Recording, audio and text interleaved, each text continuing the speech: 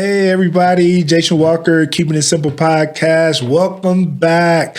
We've got another episode for you, and we got a surprise for you. We've got Antonia Dillion with us today. Power girl, boss lady, entrepreneur, mastermind group host, marketer, entrepreneur, teacher, coach, mentor. See, you bet you didn't know I knew a lot about you, did you? Right? All those titles. So welcome. Thank you so much. I'm really excited to be here. Thanks for having me. Yes. So keep it simple. You guys know we talk about entrepreneurship, we talk about business, and a little bit of life sprinkled in there, right? Because entrepreneurship is life. It is life. It is. And so this is going to be, me and Antonia, we always get together, like maybe once a quarter. Something like that, right? And we always have these real intense coffee chats, right? About entrepreneurship, business, and life and stuff like that. And so I said, hey, you got to come on the podcast and we can talk. And so it's going to be free flowing. We're just going to talk and we talk about marketing and we talk about. This is our coffee chat live. Yeah, exactly. In person. Exactly. Coffee chat live. Coffee chat live. Oh, is that a new podcast? Hey, wait a minute. I'm taking it. We're going to take that to Coffee Chat Live. There you go. I like it. There you go. So, since I know your marketing, I know your deal in small business, and she works with small business. Antonia teaches entrepreneurship. Yes. She's like the entrepreneurial spectrum. She's there, right? And so I always like to talk to her about marketing because I know she's like marketing guy, has a super marketing background, corporate marketing background. I do. Exactly, right? I do. A corporate marketing background. So I always like to talk to her about marketing. And so for an entrepreneur, we're always talking about entrepreneurs because we've taught classes together. Absolutely. So we've done a lot together. So for entrepreneurs, we always talk about that. It's crazy. It's like marketing and branding, right? Mm-hmm. And who are you, right? Absolutely. And I want to take us back to one conversation we had with the tea shop. Remember the tea shop? Yes. When I was saying I will never go in there, right? Yes. They're not talking to me. Right. So let's make the context, right? There's this tea shop, right? And I love tea. Antonia is a coffee girl. I'm a tea guy, right? And so it popped up in my feed. It's like, hey, a brand new opening tea shop, Detroit, blah, blah, blah. I'm not going to name it, right? But, I was like, oh, I'm excited, right? Because I like tea. I like foreign tea, international tea, and things like that. And so I went to their website and I looked at their website and I was talking to Antonia about it. I was like, I'll never go there. Immediately no. Right? I'll never go there. Immediately no. And because of their branding, right? So talk a little bit about that. That's okay. Right. That's okay. Okay. It's okay that they're not talking to you. Right. Whatever their audience, however they've defined their audience, does not include you as a male. Sure. And dare I say, and since we're not going to name them, I think I can say this safely. I don't even know that the focus is on tea, right? Your focus is when you go to a tea house, you are focused on the teas, right? Is it green tea? Is it black tea? Is it this flavor? Is it caffeinated? Is it not? And you have a whole kind of I do. I got a thing. Way that you exactly. Right. I would argue, hot take, controversial opinion, that their focus is actually not on tea, it's on the experience. Right. Would you agree? I agree with that. It's on the experience. It's on the Instagram ability of it, right? There you go. So there are elements of tea, but I would argue that that's not really what they're going for. It's not the tea that they're going for. It's the talk about itness. Right. That all goes into branding. All goes into branding. I don't know that they have branded themselves as tea experts versus the experience. A tea experience. So now we got the juices flowing, right? So now we're talking about. But does that make sense? I mean, sorry to interrupt. Do you know what I'm saying? It does, because I know the shop and I've looked at it, and because we always talk about, and I always talk about, you got to know who your customer is. Sure. Right? And know who you're talking to. Absolutely. Whether you're talking to them on social media, physically, virtually or whatever, what is your branding messaging saying? Right. And I never thought about it from that perspective, that even though they're, blank tea shop, they're not really selling tea. I mean, are they selling tea, or are they selling the experience of having a tea vibe? A tea vibe. That's tea interesting. vibe So now, versus a coffee vibe. Now here's the question. Here's the question, right? So, because we always do this. So your guys are getting a sneak peek. This is the coffee into chat our coffee chats. Yeah. So now here's the question. So, what is because we're all about making money. Me and you agree on that. You go into business to make money, period. Right? So how do they market that? Sure. Because when someone looks at it, they're going to go, I'm going to go buy tea. But they're not really selling tea. Right. I think maybe the question you aren't asking or alluding to is like, is that a profitable Exactly. road? Is that a road to profit? Right. Obviously neither of us know anything about what their books look like. Right. But right. I could see that having trouble scaling. Right. I could see that having trouble scaling. Now, the alternative is to actually get super, super, super niche. I think the only reason I say that it could have trouble scaling is because I imagine they've poured a lot of funding and a lot of capital into it. So you have to make that back up. Got a building, got the whole nine. But if it were, if you didn't have maybe the build, and I'm not giving anyone any advice, but I'm saying the more overhead you have, the more you have to make up, right? So if you start smaller, if any other of your small business owners out there are starting small and get super, super, super niche, which I was just having a conversation about, right? You get super niche, you start to get really, really, really good at that one thing. Right. And then from there, you can start to expand and get really, really good at the next thing and really, really good at the next thing, so that eventually you have scaled up and you're making all of that back. Because most entrepreneurs start out, and we agree on this, or we talk about this all the time. They do too many things at once. Yep. Right. So tell a story, right? And I won't name the business, right? I was talking to a business owner, and of course she had, and I was like, pick one. Just focus on one thing, right? Yeah. So fast forward, I was on a call with her, and she was like, "Oh, you need to meet my management team," or blah blah blah. And she was like, and so she's about to close this deal, right? Yeah. And I'll never forget, she said in the meeting, she's like, "Jason told us to focus on one thing, and now here we go. We're about to close this deal," because they had like 4 or 5 things. They were success story. Yeah, then. right. Okay. Like and a 7-figure deal. Oh, nice. Right. See? Right. And so for all you entrepreneurs out there, Right. No, it's true. Right, that's juggling 4, 5, 6 businesses. Head. Focus on the one thing that will drive profitability quickly. Absolutely. I think it's a battle of, you have 2 different types of entrepreneurs. I think probably more than that, but I'll just name 2. Right. The first is the multi-passionate, right? The one who's like, I love everything. I love dogs and coffee and horses and everything, right? And a dance studio, and I'm going to open all of these things. Right? And for a lot of reasons, that's almost impossible, especially if it's just you or a small team. Like, it's almost impossible to make each of those work. Right.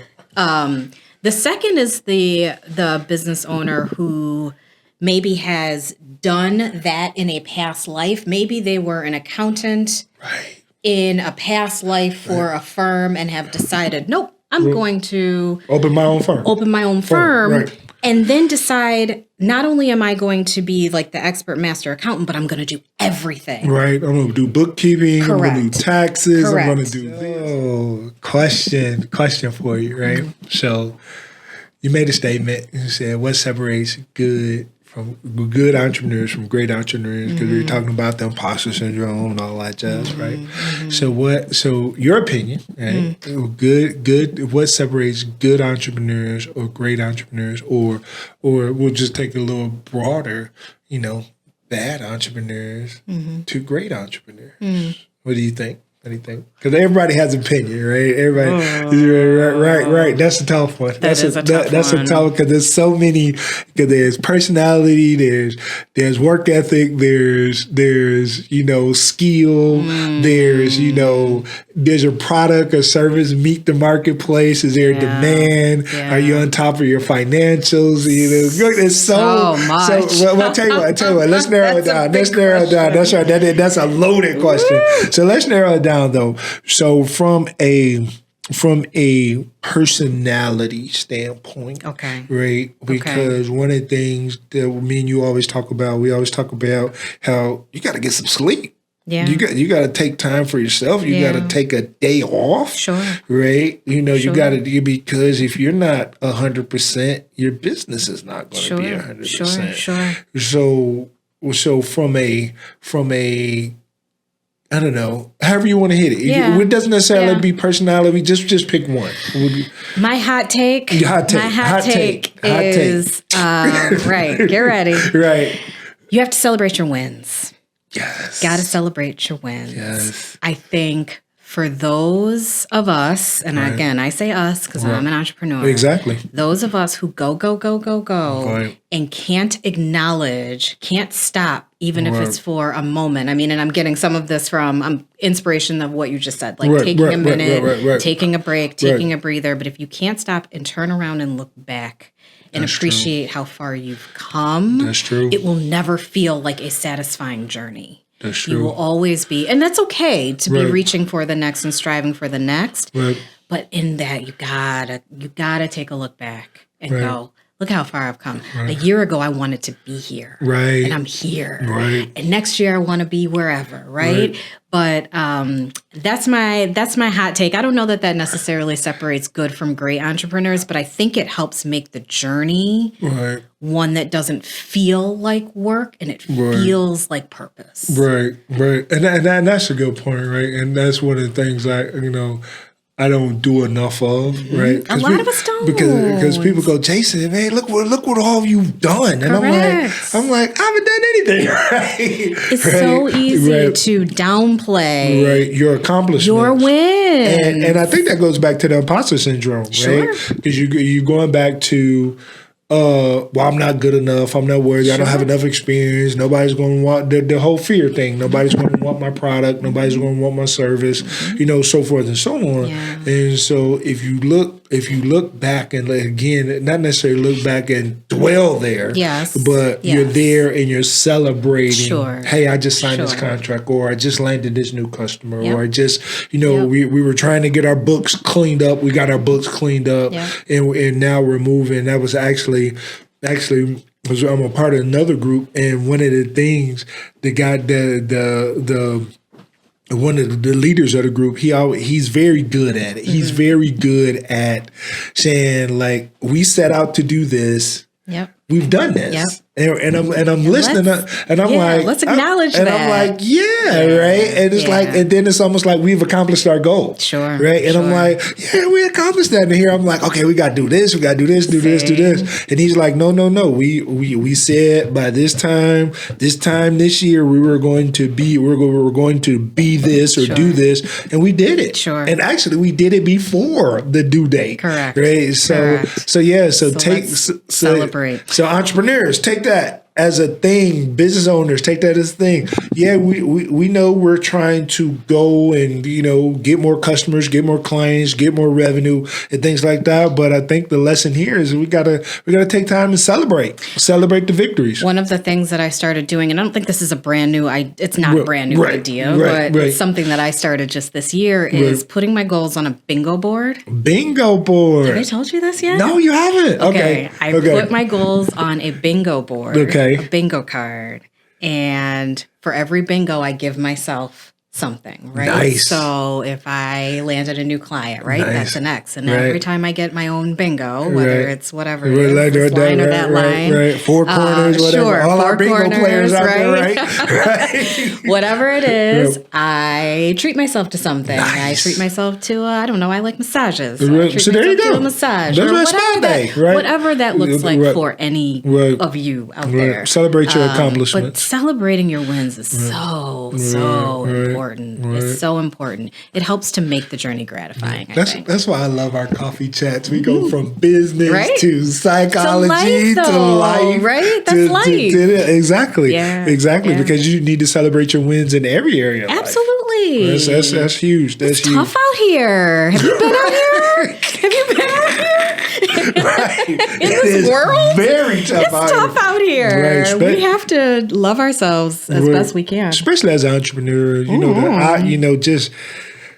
odds are stacked against Man. you. I mean, it's like, the studies and surveys, most small businesses fail within the first 5 years. Correct. Most small businesses, 80% of small businesses go out of business in the first 2 years and things like that. So celebrate you if you're still in your journey, if you're still doing your thing and you're still grinding and you're still making your way, because that is huge. It is huge because entrepreneurship is not easy. It's not easy. It's not. It's not easy. So, all right, here's another question, right?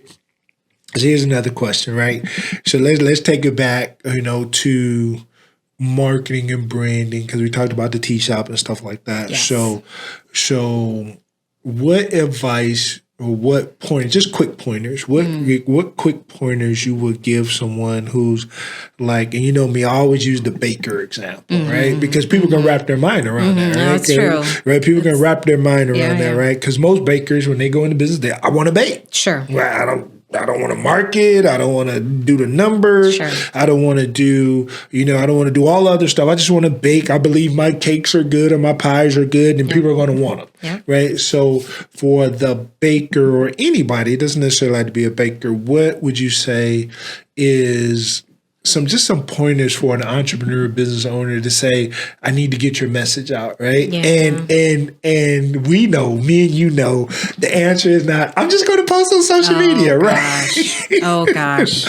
Right. Oh, I'm sorry. I'm sorry. I pushed that button. I'm sorry. Right. Yeah. I mean, there is a place for it. There's a place for social media, exactly. though. And the hard part is just knowing when to start and stop. I think it depends on where you are in your business. And I think it depends on how much money, if you have any, to funnel in.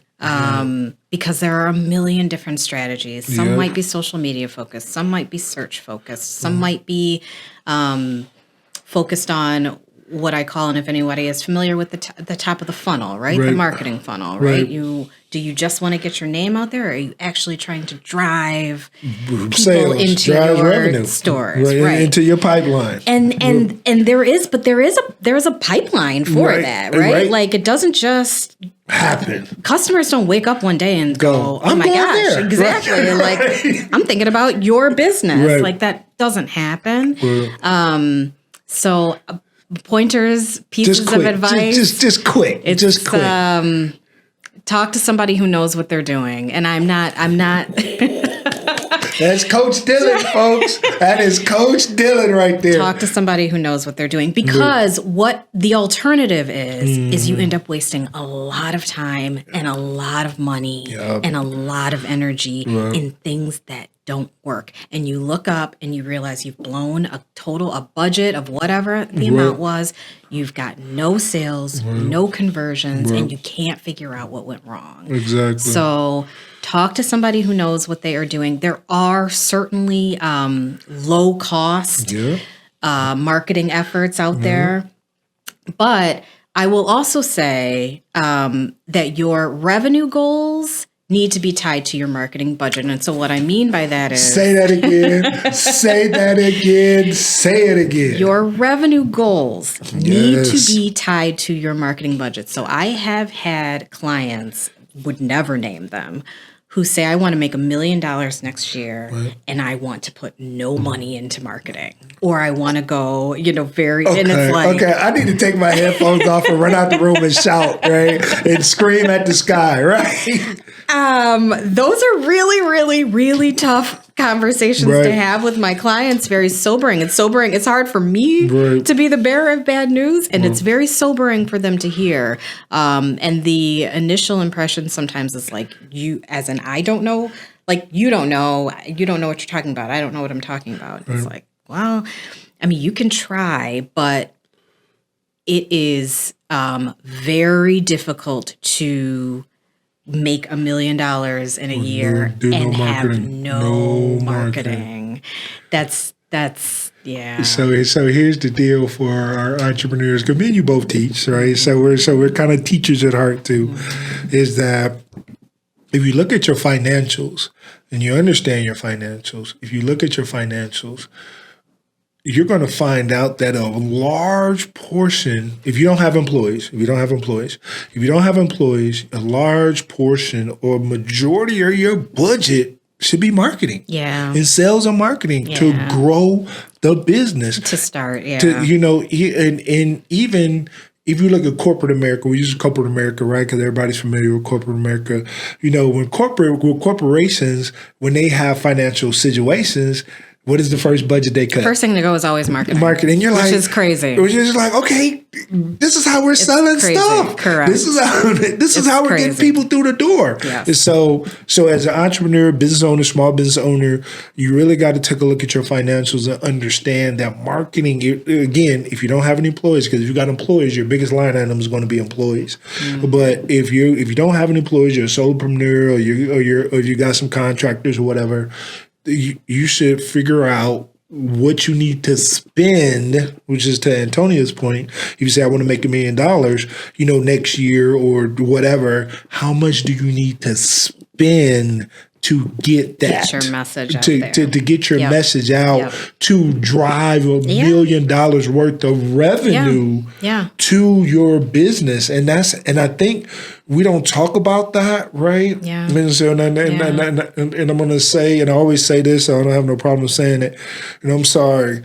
Google AdWords, Facebook ads, blah, blah, blah. Facebook, Google, and all those guys, they provide a service. Their job is to sell you ads, not to sell stuff for your business. Right? So that's the whole marketing thing, right? Being a part of your budget, but it should be the largest part of your budget as an entrepreneur.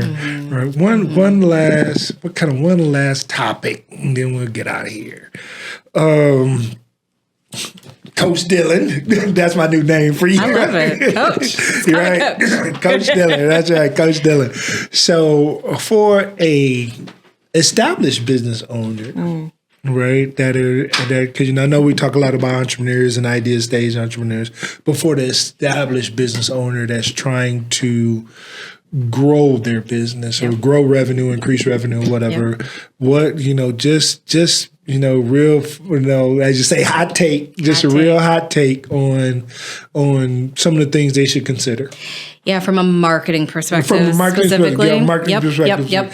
Right. So for your established business owner, my hot take is the most important thing is going to be measuring and analytics. Okay. So you're going to want to see what is working for you. Right.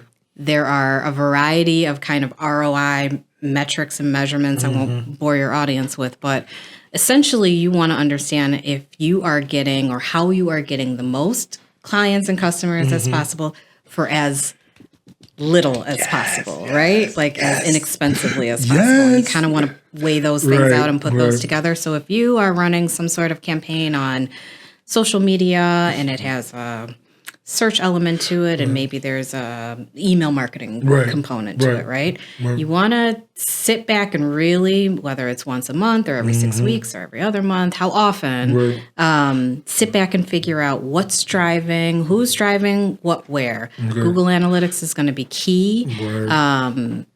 but just any sort of analysis or any sort of measurement is going to be really important. So you got to know your numbers. You got to know your numbers. You got to know what you're doing and things like that. So, all right. So before we wrap it up, how do people connect with you, contact you, coach, we bring you as their coach or whatever. So let them know. Yes. Well, you can find me at Antonia at wakecoffeeslay.com. That's right. She loves coffee. Coffee slay, like you wake up, you drink your coffee, slay the day. Right. My website is wakecoffeeslay.com. So you can go there. I keep a blog there on all things. I specifically work with new and aspiring women entrepreneurs. Right. Your market. So I'm not your market. Yeah, I'm her. It's all right. But that's really my sweet spot. So if that is you and you feel so it's wake, like awake, wake, WKE, coffee. Everybody knows F-F-E-E, Slay, SASLAY. Wake, so you're going to wake up, get your coffee, and slay the day. WakeCoffeeslay.com. Right, and that's that's your website. That's my website, and Antonia at Wake Coffee Slay. Love it. Love it. Antonia. Right, so they can email you. Absolutely. Okay, please there do. you go. There you go. Yep. Reach out. Get Coach Dillion, Miss Dillion, right? Marketer, Supergirl. Thank you so much. This is great. Thank you. Yeah, so we just made our coffee chats live, right? Right. I love it. So thank you guys for taking the time out to listen to us, Keeping It Simple podcast. And we'll see you on the next episode. Have a great one.